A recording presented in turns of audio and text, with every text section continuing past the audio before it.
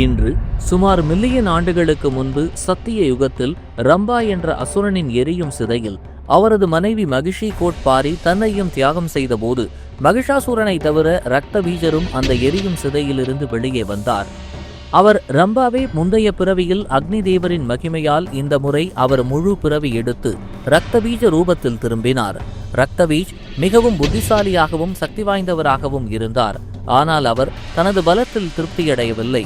எனவே அவர் அழியாதவராக மாற வேண்டும் என்ற விருப்பத்தோடு காட்டை நோக்கி சென்று பின்னர் பிரம்மபதி தவத்தில் மூழ்கி நூற்றுக்கணக்கான ஆண்டுகள் தவம் செய்து கொண்டிருந்தார்.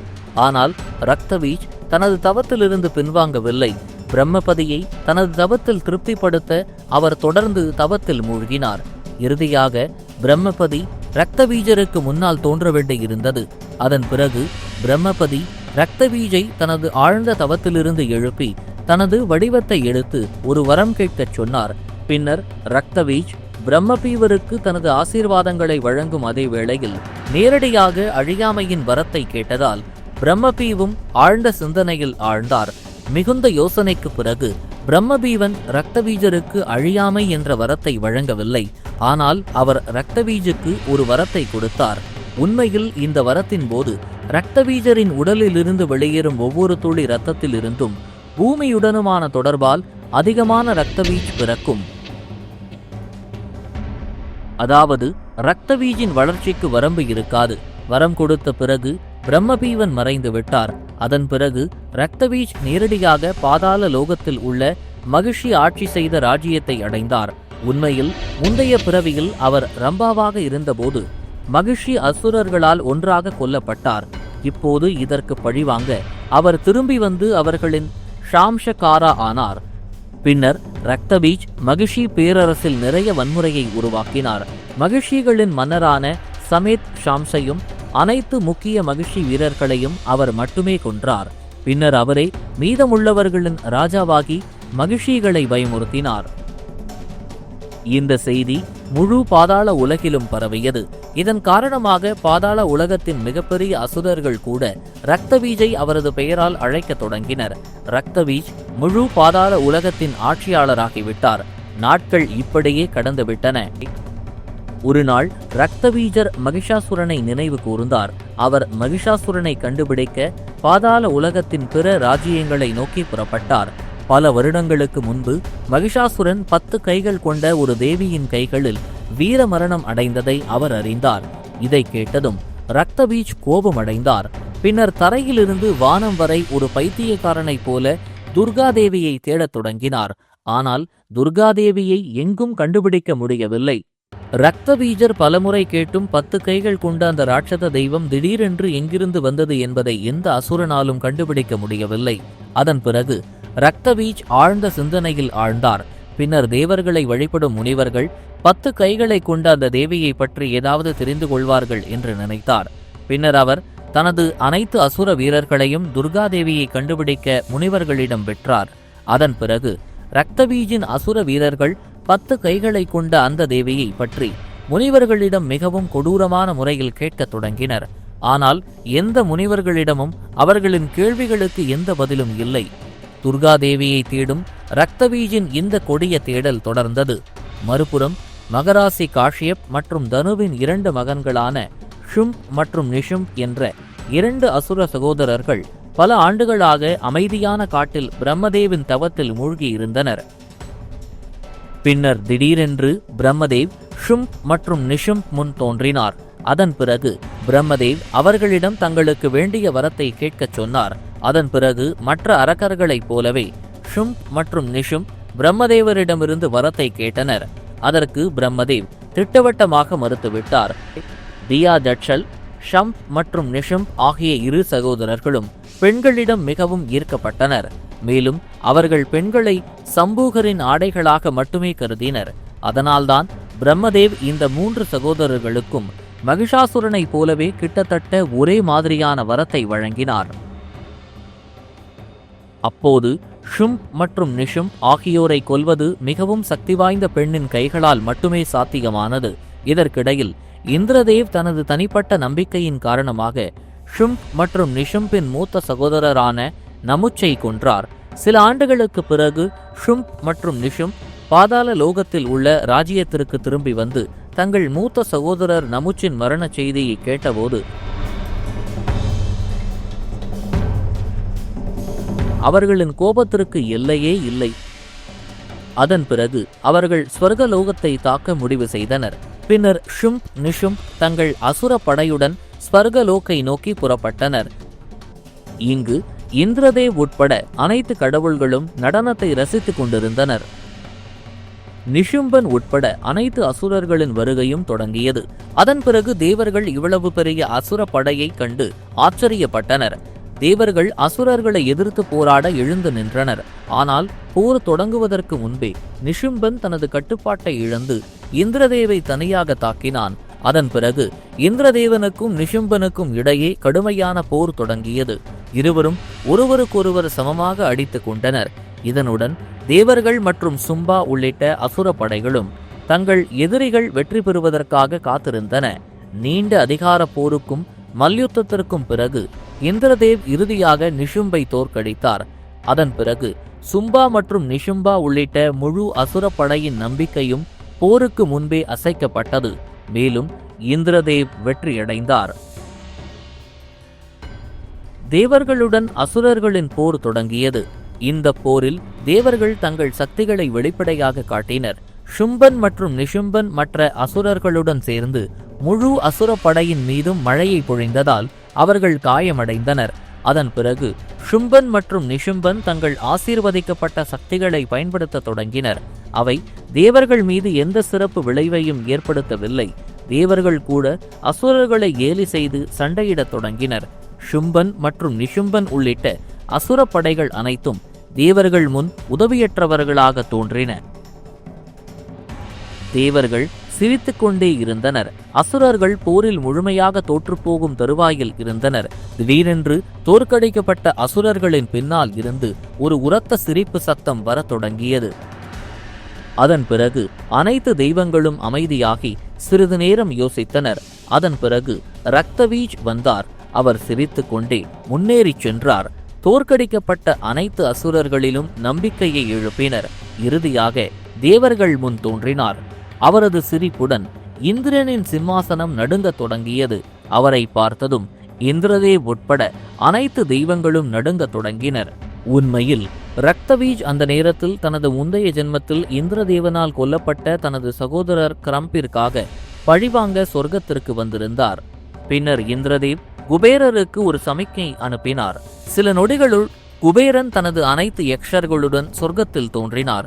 பின்னர் அனைத்து கடவுள்களும் சேர்ந்து ரக்தவீஜன், ஷும்பன், நிஷும்பன் உள்ளிட்ட அனைத்து அசுரர்களையும் தங்கள் முழு பலத்துடன் தாக்கினர். அதன் பிறகு ஒரு கடுமையான போர் தொடங்கியது.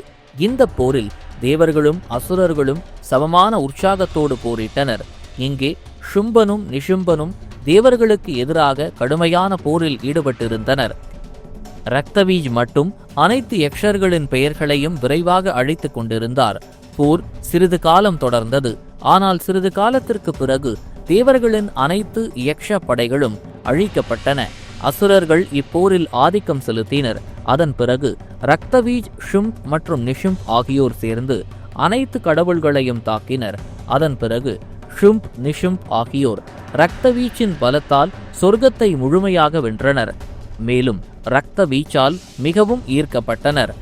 அதன் பிறகு ஷும்ப் மற்றும் நிஷும் இரத்த வீச்சின் ஷாம்ஷாவை தங்கள் தளபதியாக முன்மொழிந்தனர்.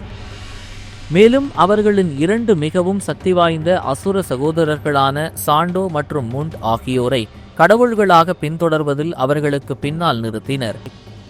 இங்கே முழு பிரம்மனின் கண்களில் இருந்தும் மறைந்து தேவர்கள் பூமியில் அமைந்துள்ள கைலாயத்தை அடைந்து மகாதேவனிடம் உதவி கேட்க தொடங்கினர்.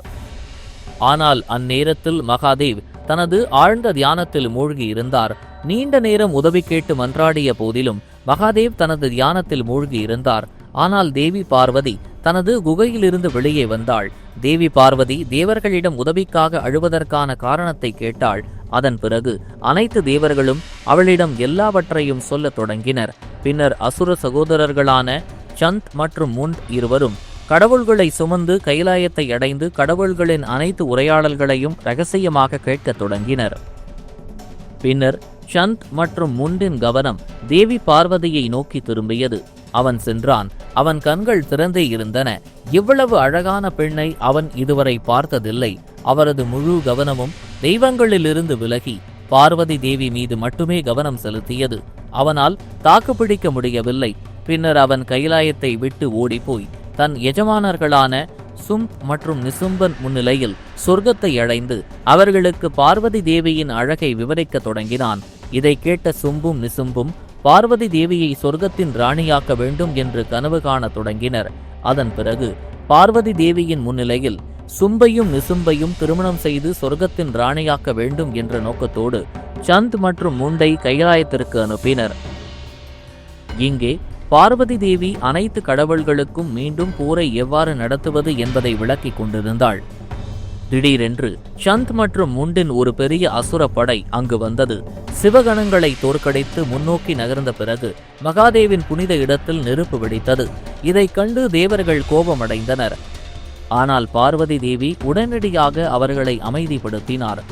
பின்னர் சந்த் மற்றும் முண்ட் பார்வதி தேவியிடம் ஷும் மற்றும் நிஷும் திருமணத்தை பற்றி முன்மொழிகிறார்கள். மேலும் பார்வதி தேவியிடம் சொர்க்கத்திற்கு செல்வது பற்றி பேசுகிறார்கள். இதனால் பார்வதி தேவி மிகவும் கோபமடைந்து சந்த் மற்றும் முண்டை தனது பெரிய அசுர படையுடன் திரும்பச் சொல்கிறார். இதை கேட்ட சந்த் முண்ட் பார்வதி தேவியை திட்டத் தொடங்குகிறார்கள். இதை கேட்டதும் அமர்ந்திருக்கும் கடவுள்கள் கூட பயப்படுகிறார்கள். பார்வதி தேவி லோகத்தில் அமர்ந்திருந்த துர்கா தேவியும் இந்த மிகவும் பயங்கரமான சம்பவத்தை கேட்டுக் கொண்டிருந்தாள். சந்த் மற்றும் முண்ட் இருவரும் பார்வதி தேவியை நேராக நடக்காவிட்டால் அவளுடைய தலைமுடியை பிடித்து இழுப்பது பற்றி பேசத் தொடங்கினர். அதன் பிறகு துர்காதேவி தனது அவதாரமான பார்வதி தேவிக்கு ஏற்பட்ட அவமானத்தை பொறுத்து கொள்ள முடியவில்லை. பின்னர் துர்காதேவி கைலாயத்தில் தியானத்தில் அமர்ந்திருந்த மகாதேவருக்கு ஒரு தெய்வீக சமிக்கையை அனுப்பி பார்வதி தேவிக்கு மற்றொரு தெய்வீக சமிக்கையை அனுப்பினார். இதன் மூலம் துர்காதேவி பார்வதி தேவியின் ஒரு பகுதியை மகாதேவின் தொண்டைக்குள் நுழையச் செய்தார். அது மகாதேவின் கழுத்தில் இருந்த அழுக்குகளால் நிரப்பப்பட்டது. பின்னர் அழுக்குகளால் நிரப்பப்பட்ட அதே பகுதி மீண்டும் பார்வதி தேவிக்குள் உறிஞ்சப்பட்டது. துர்காதேவி, பார்வதி மற்றும் மகாதேவ் தவிர வேறு யாராலும் பார்க்கவோ அறியவோ முடியவில்லை. அதன் பிறகு ஏற்கனவே மிகவும் கோபமாக இருந்த பார்வதி தேவியின் உடலின் நிறம் திடீரென்று நீல நிறமாக மாறத் தொடங்கியது. அதன் பிறகு பார்வதி தேவியின் உடலின் வடிவமும் மாறத் தொடங்கியது. நிலையான பார்வதி தேவியின் உடல் மலைகளைப் போல பெரியதாக மாறி வெளிரியது. முண்ட் உட்பட முழு அசுரப்படையும் காது கேளாதவர்களாகி பேய் பயத்தால் விழித்தெழுந்தனர். பின்னர் காளி தேவி தனது இரு கைகளிலும் தெய்வீக வாள்களை எடுத்து லட்சக்கணக்கான அசுரர்களின் தலைகளை வெட்டினாள். காளி தேவி தனது வாள்களால் அனைத்து அசுரர்களையும் அழிக்கத் தொடங்கினாள். அந்த நேரத்தில் கைலாயம் உட்பட சுற்றியுள்ள அனைத்து மலைகளும் காளி தேவியின் கர்ஜனையாலும் அவள் கால்களை தரையில் ஊன்றி நிற்கும் சக்தியாலும் அதிர்ந்தன. அதன் பிறகு இறுதியாக சந்த் மற்றும் முண்ட் இருவரும் காளி தேவியிடம் மன்றாடத் தொடங்கினர். ஆனால் மிகவும் கோபமடைந்த காளி தேவி தனது வாளின் ஒரே அடியால் சந்த் மற்றும் முண்டின் தலையை துண்டித்தாள். இதற்கிடையில் மிகவும் பயந்த நிலையில் மீதமுள்ள சில அசுரர்கள் தங்கள் உயிரை காப்பாற்றிக் கொள்ள கைலாயத்தை விட்டு ஓடி சும்பன் மற்றும் நிசும்பன் சொர்க்கத்திற்கு சென்று முழு கதையையும் அவர்களிடம் சொல்லத் தொடங்கினர். அதன் பிறகு ஷும் மற்றும் நிஷும் ஆச்சரியப்பட்டனர். பின்னர் அவர்கள் பார்வதி தேவி முன் செல்ல நினைத்தார்கள். ஆனால் பிரம்மதேவ் அளித்த செய்தியை அவர்கள் நினைவு கூர்ந்தனர். மிகவும் சக்தி வாய்ந்த ஒரு பெண்ணின் கைகளால் மட்டுமே சும்பனுக்கும் நிஷும்பனுக்கும் மரணம் நேர முடியும்.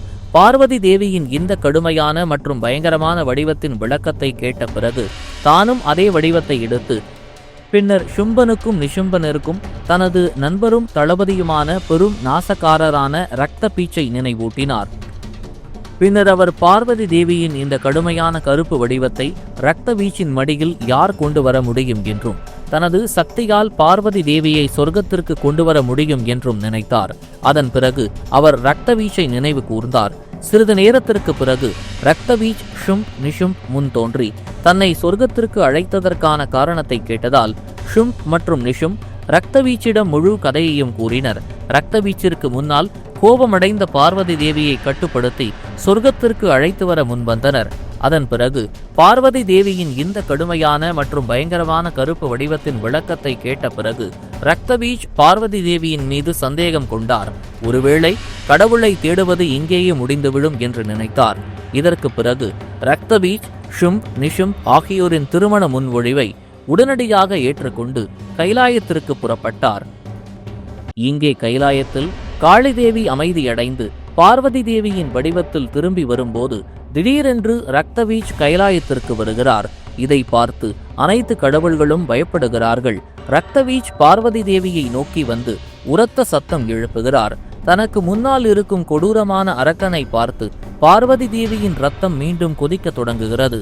பார்வதி தேவி மீண்டும் மாபெரும் காளையின் வடிவத்தை எடுக்க தொடங்குகிறார்.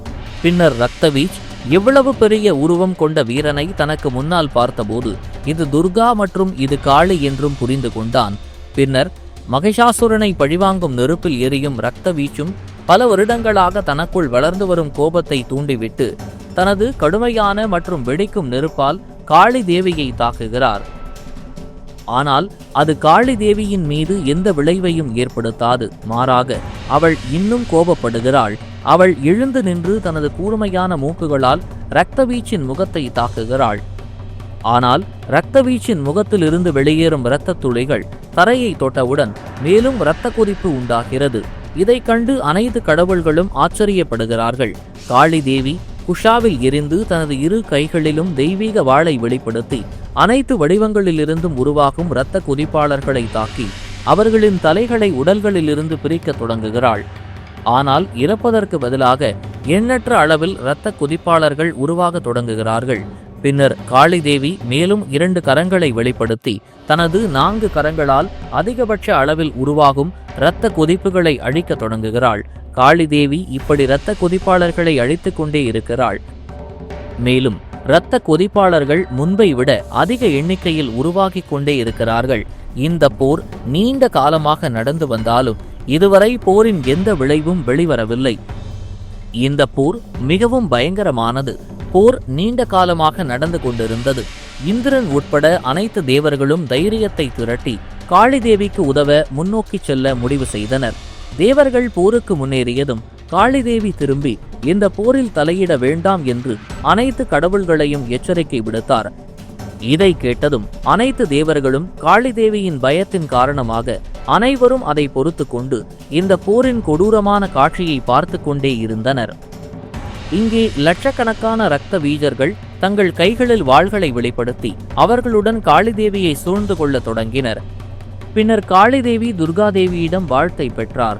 அதில் துர்காதேவி காளியிடம் இரத்தபீஜை தாக்காமல் வலிமை பெறுமாறு பரிந்துரைத்தார்.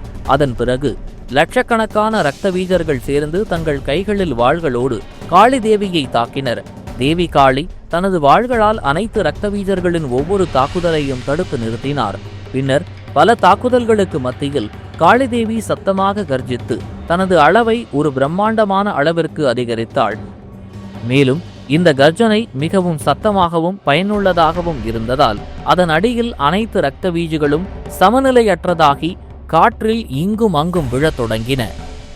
பின்னர் காளி தேவி மிகவும் பிரம்மாண்டமான மற்றும் கொடிய வடிவத்தை எடுத்தாள். பின்னர் அவள் தன் சக்திகள் அனைத்தையும் திரட்டி அதிகமான மூச்சை இழுத்து கொண்டே அனைத்து இரத்த வீஜுகளையும் தன் வாய்க்குள் உறிஞ்ச ஆரம்பித்தாள்.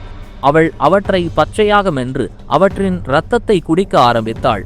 காளி தேவி இதை நீண்ட நேரம் செய்து கொண்டே இருந்தாள். அதன் பிறகு பூமியிலிருந்து அனைத்து இரத்த வீஜுகளும் காளி தேவியால் முற்றிலுமாக அழிக்கப்பட்டன. பின்னர் கந்தர்வன், யக்ஷன் உள்ளிட்ட அனைத்து தேவர்களும் தேவதைகளும் மிகவும் மகிழ்ச்சியடைந்து காளி தேவி மீது மலர்களை பொழிய தொடங்கினர்.